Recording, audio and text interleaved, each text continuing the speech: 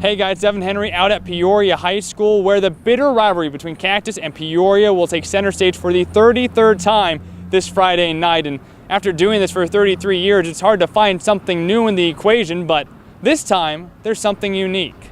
Oh, good job! I like that. It's Cactus and Peoria. It's bigger than coaches, it's bigger than players. It goes on every year.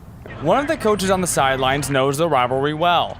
Not only has Will Babb coached the Panthers for 7 years, but he won the rivalry as the Panthers quarterback on the biggest stage, the 1987 state championship.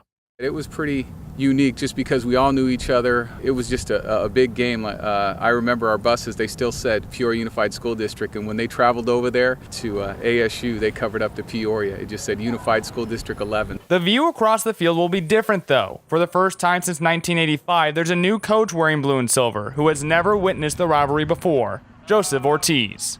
I just know it's a deep tradition. I grew up out here in the West Valley, so I always heard about Peoria and Cactus growing up. So to finally be a part of it is going to be a really cool experience. I mean, there's history behind it. At one point, Cactus High School was on this campus. Eventually they split, but that bad blood kind of stayed with it. Cactus opened their own campus in 1978, taking those Cobras who became sophomores and formed Cactus's first varsity football team. Peoria would shut out Cactus in the first rivalry meeting 26-0. But when those Cactus sophomores became seniors in 1980, they led the Cobras to their first win against their former campus, taking a dominating 48-14 win. Rick Johnson used to say it. I think early on there was a legitimate hatred for one another. And I'm not saying that's good. As it went on, I think Coach Clapp and Coach Feckenheier, a lot of people don't know, became pretty good friends. When I got the job here, Coach Feckenheier is still one of my better friends, not just in coaching, just in general. So I think there's a mutual respect. The two campuses now are probably more similar than they are different than they were in the past. At the end of the day, it's one of the oldest rivalries in the state, and it's always good when both teams are playing at a high level. You know, we're both top 10 teams in my opinion, and that just brings extra to the rivalry.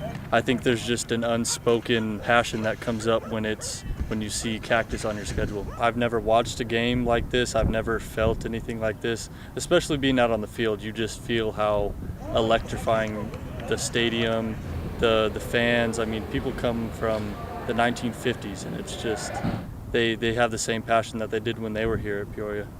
You can't really explain it. Just the hype that goes into this game. You know, in the week itself, it just builds up, and once Friday night comes, you know, it's a great thing. It's a great feeling. It's just fun just to be a part of it. I know a lot of schools don't really have that. To have it is something you cherish for the rest of your life. And, you know, me being a St. Mary's guy, I don't wear red, you know, because it's brophy. That's just how I was raised, and that's how a lot of these kids were raised here. I've been going to Cactus Peoria games since 6th grade, and you know, there's a lot of people here, standing room only, so you know, to be a part of it and, you know, be on the field was something I'll never forget. It's important because I believe that it's honoring the people that came here and graduated before me and played here before me, and to just keep that tradition going. Well, you want to win. You know, it's kind of like the two brothers syndrome there. You got the two high schools, and they were the two oldest high schools, and you always want to beat up on your brother.